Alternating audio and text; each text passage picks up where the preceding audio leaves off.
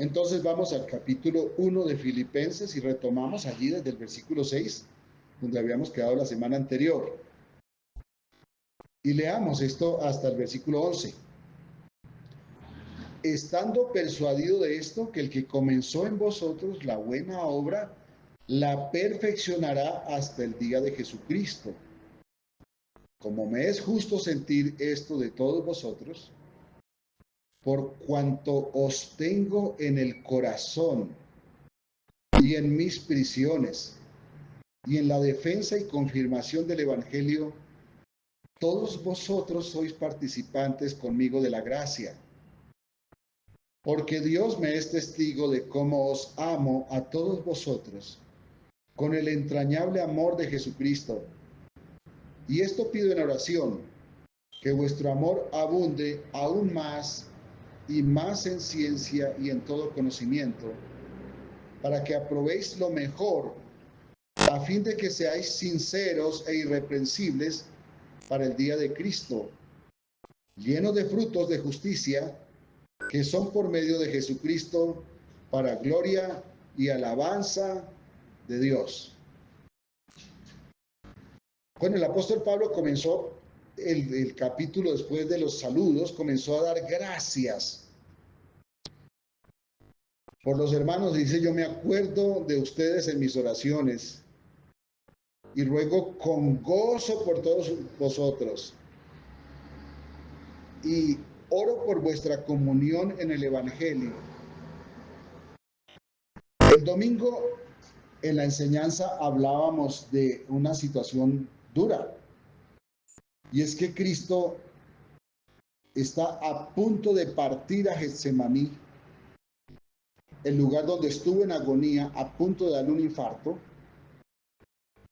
y sin embargo no estaba preocupado por lo que venía para él, sino que estaba preocupado por el bienestar de sus discípulos cuando él se fuera. Eso fue lo que escudriñamos el domingo, cuando hablamos de esa paz que las circunstancias no logran traspasar, no logran destruir. Y es duro porque Cristo iba a Getsemaní y dice la Biblia que iba a estar sudando como gotas de sangre. Y les comentaba, creo, el domingo, que cuando este servidor era secretario de salud, vi unas circunstancias difíciles. Es que cuando una persona es picada por una serpiente muy venenosa, y ese es un veneno citotóxico, entonces las plaquetas se destruyen, que son las que hacen la coagulación y evitan que se filtre la sangre. Pero además el cuerpo, en su desesperación natural por la defensa contra el veneno, hace que la presión de la sangre suba y se filtre la sangre por las venas. Y uno ve a una persona que está en este estado de envenenamiento por serpiente, la ve con sus gotitas de sangre en los poros. Eso se ve en esta circunstancia cuando alguien es mordido por una serpiente muy venenosa. Y lo vi en esas circunstancias. Y es duro porque lo que entendí en su momento, yo no soy médico, pero lo entendí en su momento, es que entonces la persona está a punto de un infarto. Y si Cristo estaba en Getsemaní sudando gotas de sangre, estaba a punto de un infarto. Pero un tiempito antes, qué sé yo, horas antes o minutos antes, porque fue muy poco tiempo, él estaba pensando en la suerte de sus discípulos, en confortar a sus discípulos, porque no era por la suerte, él sabía para dónde iban, pero les estaba diciendo: yo no los dejaré huérfanos, yo les voy a enviar otro consolador, el Espíritu Santo, que ha estado con vosotros. Ustedes los conocen porque ha estado con vosotros, pero luego les dice: cuando yo me vaya, estará en vosotros. Y esto es fortaleza para los discípulos. Y apenas unos cuantos minutos, tal vez apenas un par de horas después, Cristo estaba en una terrible agonía, diciendo: Padre, si es posible, pásame esta copa. Y viendo el ejemplo de Cristo, vemos cómo hijos de Dios reproducen esto. Y aquí vemos al apóstol Pablo encarcelado, ya en su último tiempo para ser sacrificado, iba a ser condenado a muerte, iba a ser decapitado, y está orando por los creyentes, les está escribiendo y orando por ellos. No está preocupado por sus prisiones, no está diciendo pobrecito yo, es que nadie me ha venido a visitar. De hecho, él dice eso. A mí, en mi defensa en Roma, no me acompañaron y en la cárcel no me visitan. Pero no está quejándose de su situación, está diciendo, estoy orando porque tengo un gozo y es una convicción de que aquel que empezó en vosotros esa buena obra no la va a parar nunca. La va a perfeccionar hasta el día que Cristo mande por cada uno de nosotros. Amados, esta tierra, con todas sus angustias, con todos sus dolores, es un proceso, es un paso. Esto no dura para siempre. Lo que necesitamos primariamente no es salir de esa dificultad que nos aflige. Lo que primariamente necesitamos es fortaleza. Porque si somos fortalecidos, entonces ya no sufrimos de igual forma las circunstancias. Cambia lo que sentimos porque la fortaleza mata el dolor. ¿Y quién de nosotros no ha sido presa del dolor? Algunos somos más dados a sentir el dolor, me refiero en este caso al dolor emocional, porque nos afectan más fácil las cosas cuando nuestras emociones son más frágiles. Pero Pablo dice, estoy gozoso porque estoy convencido de que aquel que comenzó en vosotros la buena obra no va a parar de hacerla, sino que la va a perfeccionar hasta el día de Jesucristo. Y entonces tomando desde el 7 dice, me es justo sentir esto de todos vosotros por cuanto os tengo en el corazón. Está diciendo Pablo, los amo. Y en mis prisiones y en la defensa y confirmación del Evangelio, todos vosotros sois participantes conmigo de la gracia. ¿Quién estaba encarcelado? Pablo. Pero estaba diciendo que su prisión, e incluso lo que vendría después, que se menciona luego en el capítulo 2, su sacrificio es un hecho donde están incluidos todos los hermanos, estén o no en prisión, mueran o no mueran por la causa de Cristo. Pablo dice, vosotros también sois participantes de mi prisión. ¿Por qué? Porque son su fruto, son su cosecha, y de eso se goza. Bueno, nosotros difícilmente reconocemos estas cosas cuando estamos en dificultades, porque tendemos a mirarnos desde el punto de vista de víctimas. Y yo sé que no es fácil, pero sí es posible. No será fácil, pero nunca será imposible. Y el versículo 8 les da un sello, una garantía. Dice, porque Dios me es testigo de cómo os amo a todos vosotros con el entrañable amor de Jesucristo. Está escribiendo una carta consolando a los hermanos que no están presos, pero él está preso. Y no está en una mansión, en una celda mansión. La costumbre era tenerlos presos amarrados a un cepo, amarrados de sus pies. ¿Qué hacían? Se acostaban y se levantaban.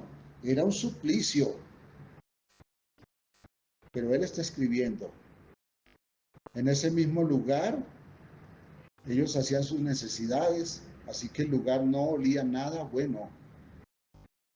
Pero él está consolando a sus hijos espirituales. Les está diciendo, yo estoy convencido de que Dios no los va a dejar huérfanos en lo que les toque vivir, porque Él va a perfeccionar la obra que Él comenzó hasta el día que mande a recogerlos a ustedes. Y entonces les dice, y esto estoy haciendo, esto pido en oración, que vuestro amor abunde aún más y más en ciencia y en todo conocimiento. Que no solamente sientan aquí que su pecho palpita por el afecto por alguien, porque eso es fácil, sino que además ustedes crezcan en conocimiento, porque cuando uno crece en conocimiento se afirma. El problema de uno cuando está en aflicción es conocimiento de Dios, no son las circunstancias. Cuando conocemos a Dios suficientemente, no hay aflicción que quite la paz. Y déjeme pintar otro cuadro.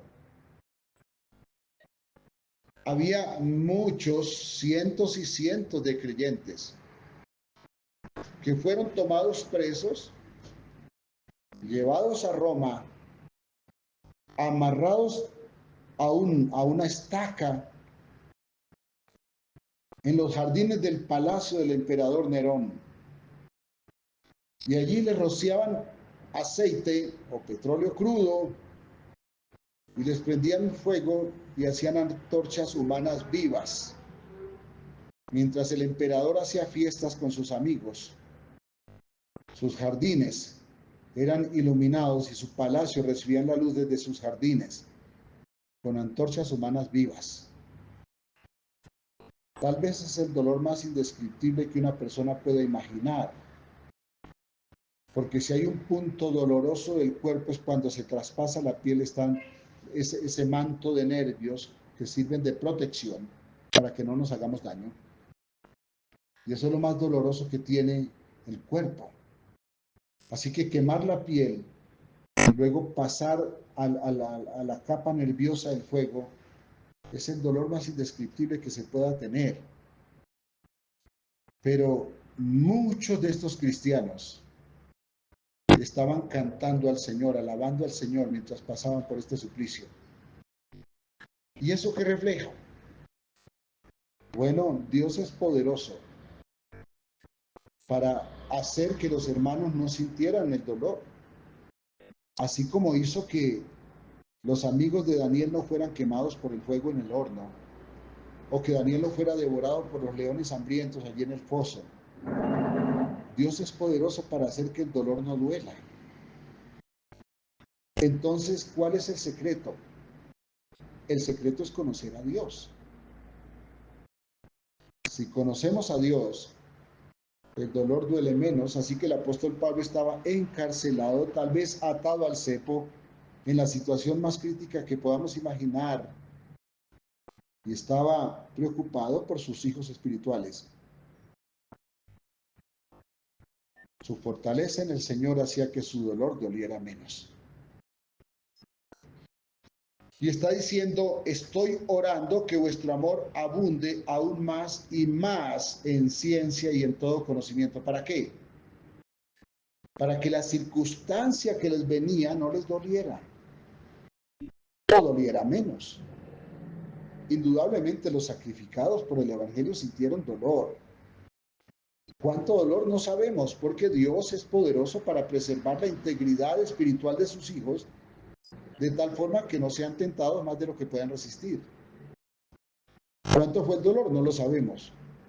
Lo único que sí sabemos es que su dolor no fue suficiente para derribar su fe. Y su fe siempre dependerá del conocimiento de Dios. Así que nosotros nos fortalecemos en el conocimiento de Dios. A veces somos personas emocionalmente muy frágiles, pero eso no tiene que determinar las circunstancias en que vivo, y mucho menos las circunstancias en que vivo debieran determinar cómo yo vivo. ¿Por qué? Porque por encima de las circunstancias hay un Dios al cual estamos conociendo, estoy hablando de los hijos de Dios, y en Él nos hacemos fuertes aún en la debilidad. Entonces lo que necesitamos no es ni siquiera que pase la circunstancia en la cual estamos inmersos. Lo que necesitamos es que seamos fortalecidos. Y la única forma de ser fortalecidos es que tengamos fe. Y la única forma de que haya fe suficiente es que conozcamos a Dios. Porque el conocimiento de Dios es la vida, el conocimiento de Dios es la fuerza, el conocimiento de Dios es la fe. Por eso Pablo dice, estoy en mis prisiones, me estoy acordando de vosotros, convencido de que Dios no los va a dejar desfallecer porque Él va a perfeccionar la obra que empezó en vosotros. Pero ahora yo no estoy preocupado por mis prisiones, estoy preocupado por vosotros. ¿Por qué Pablo no estaba preocupado por sus prisiones? Porque él conocía suficiente a Dios para soportar sus prisiones. Entonces estaba orando para que los suyos, sus amados, conocieran suficientemente a Dios para que viniera lo que viniera, ellos soportaran. Pido en oración que vuestro amor abunde aún más y más en ciencia y en todo conocimiento. Repito, si hay conocimiento hay fortaleza, y si hay fortaleza no hay dolor que sobrepase el gozo. Para que aprobéis lo mejor. ¿Cómo así? Veamos todo el versículo, a ver de qué se trata. Para que aprobéis lo mejor, a fin de que seáis sinceros e irreprensibles para el día de Cristo. Bueno, para que estén listos, para que cuando Cristo venga estén aprobados. Pero antes de que sean aprobados por Cristo, dice para que ustedes también aprueben lo mejor. ¿Cómo es eso? Ustedes me han escuchado estas frases, me gustan mucho las frases. Cuando digo el problema no es lo que me pasa, sino qué pasa con lo que me pasa. A veces lo que me pasa acaba conmigo, o también yo puedo acabar con lo que me pasa. ¿A qué quiero llegar? A que el nivel de afectación y la forma como me afectan las circunstancias no depende de la circunstancia misma, sino de cómo yo la recibo. Si yo voy por la calle y sin querer con el carro cierro a alguien que va en carro o en moto o en cicla o a pie y ese alguien me insulta, la primera cosa que pasa es que yo tomo una decisión y yo tomo una decisión sobre cómo me afecta el insulto que acabo de recibir. Cuando yo decido que ese insulto me afecta demasiado, yo también abro el vidrio y le contesto la suya. O le contesto cualquier otro. Si me dicen usted es un feo, yo le contesto usted es un doble feo. Y en ese momento yo he decidido que lo que me están haciendo me afecte terriblemente, de tal forma que daño mi paz.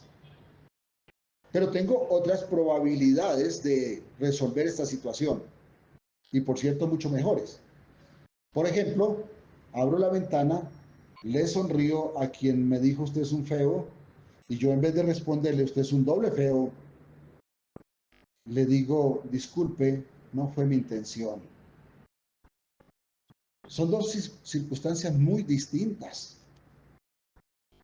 Porque en la primera, yo salgo de allí amargado, si es que no me matan, ¿no? Ya está de moda matar por eso. Salgo de allí amargado porque alguien me dañó la paz con un insulto. Y el que me insultó se va satisfecho porque logró dañarme la paz. En el segundo evento, si yo abro la ventana y le digo, disculpe, no fue mi culpa, no quise hacerlo, discúlpeme. En ese segundo evento yo me voy satisfecho porque logré vencer la tentación, porque no lograron dañarme la paz. Y quien se va amargado para su casa es el que me insultó. Son dos formas muy diferentes de reaccionar y dos conclusiones muy diferentes, dos resultados muy diferentes. En el primero yo me voy amargado para la casa, en el segundo yo me voy satisfecho y el otro se va amargado. Entonces, ¿por qué Pablo dice, para que aprobéis lo mejor? Bueno, es que, vuelvo al ejemplo, cuando yo recibo una motivación hacia algo, Yo decido si eso me afecta para bien o para mal. Es mi decisión. Yo deseo amargarme yo decido, perdón, amargarme o yo decido no amargarme. ¿Y de qué depende en el fondo? Pues de la única cosa que depende que un insulto no me afecte es de la fe. Y la fe depende del conocimiento que yo tenga de Dios. Entonces, el problema de fondo no es qué me pasa, es qué pasa con lo que me pasa. Porque muchas veces yo permito que lo que me pasa acabe conmigo, o muchas veces yo decido acabar con lo que me pasa. Me refiero en este caso a las tentaciones, a la seducción por dejarme afectar por circunstancias. Esto es fácil decirlo, es un poquito más complicado hacerlo. Por eso se necesita conocer a Dios para tener la fe suficiente de sobrepasar estas cosas. No significa que entonces quien pone en práctica estas cosas nunca va a estar afectado. Pero lo que sí pasa, ¿y por qué digo que no significa que nunca va a ser afectado? Porque somos carne y somos polvo. Pero lo que sí pasa es que cuando nosotros nos llenamos de fe, el dolor de las circunstancias es mucho más efímero, dura mucho menos. Pero, repito, yo decido cómo me afectan las circunstancias. Yo decido cómo me afecta lo que me pasa. O lo que me pasa me edifica, o lo que me pasa me destruye. Mi decisión, es mi decisión dejar entrar la forma como esto me afecta. Por eso nos corresponde como hijos de Dios, puesto que nunca nos vamos a librar de las aflicciones, nunca nos vamos a librar de las aflicciones. Nos corresponde a los hijos de Dios crecer en fe para que las aflicciones no nos destruyan. Porque ¿qué pasa? Nunca nos vamos a librar de vivir en esta tierra, siempre estaremos viviendo algo. Y como estamos en un mundo perverso, la vida que nos toca en este mundo no siempre es la más gentil. Pero el que ha vivido tiene tres cosas. Primero, está preparado para vivir más. Porque si yo estoy entrenándome en salto y logré saltar una butaca bajita, ya puedo aspirar a saltar una silla más alta. Pero nunca voy a hacer algo grande si antes no he hecho algo pequeño. Todo se consigue por escalones. Entonces el que ha vivido está preparado para vivir más, está fuerte para vivir algo más, tal vez algo más grande. Segundo, el que ha vivido, mucho más fácil entiende al que está viviendo. A veces como cristianos somos dados no a tender la mano al que está caído, sino a señalarlo y hundirlo. Cuando yo estaba pequeño, los ancianos de la iglesia donde yo asistía tenían una costumbre muy fea.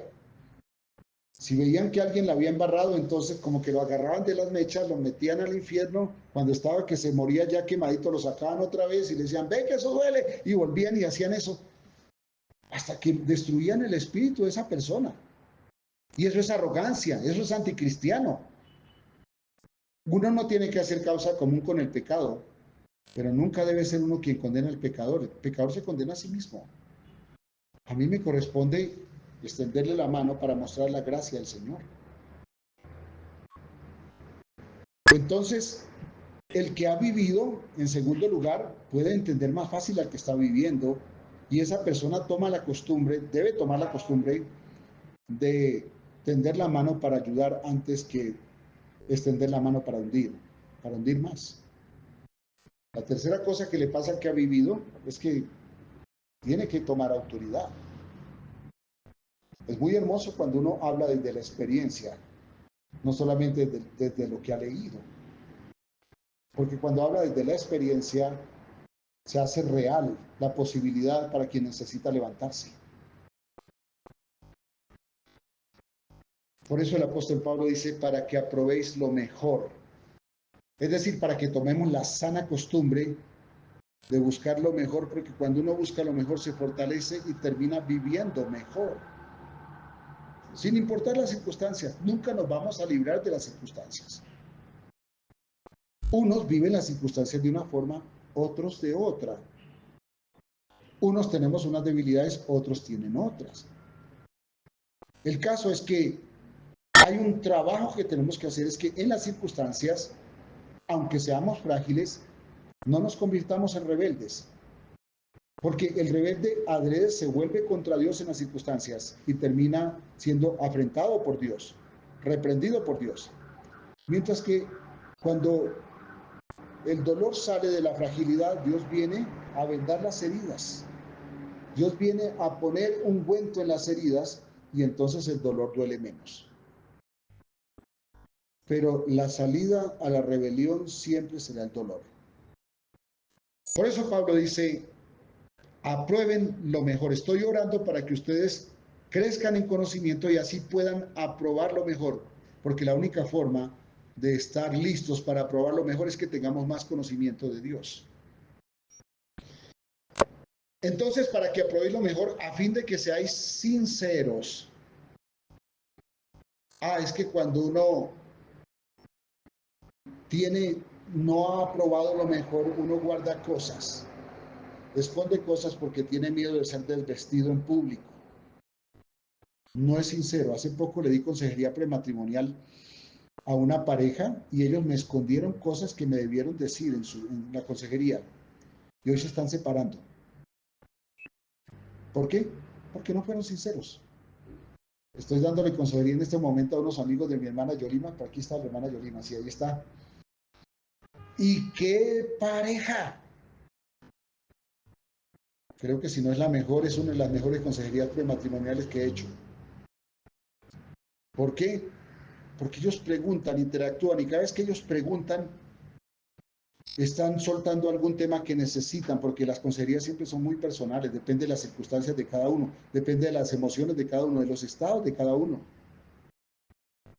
Y entonces se llevan a solucionar cosas puntuales o a prever cosas puntuales para que cuando las enfrenten no los destruya. Y eso es hermoso. Fue tanto que les dije que no iba a Cartagena a casarlos porque no podía ir, porque no había tiempo, y sin embargo me convencieron y ya tenemos los pasajes para ir a casarlos. Ya le había dicho al pastor de nuestra iglesia en Cartagena que por favor nos casaran. Y nos convencieron. Bueno, no es que nos entristezca demasiado a mi esposa, a mí no son los días para Cartagena. No, era por responsabilidad que decía que no. Porque si algo nos gusta esto a nosotros es el mar. De hecho es medicinal para mí.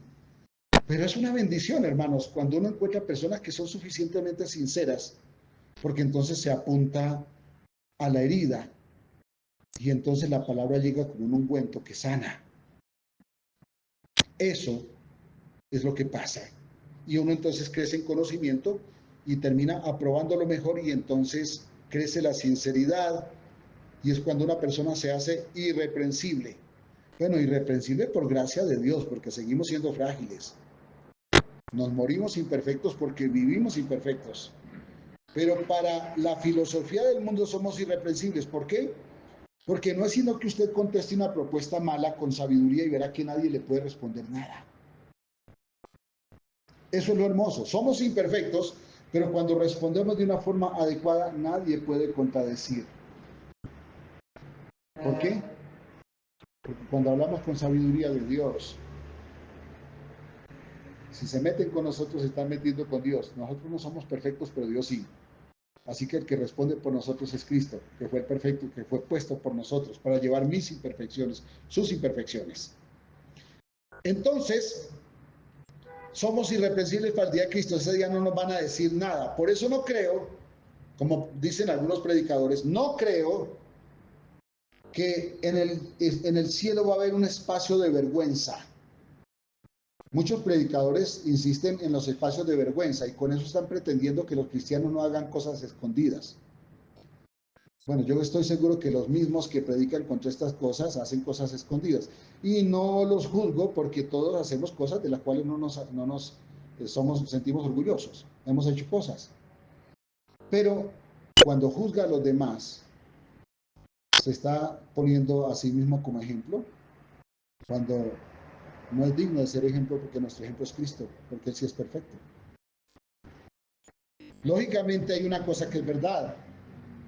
Cuanto más sinceros seamos, menos hacemos cosas escondidas.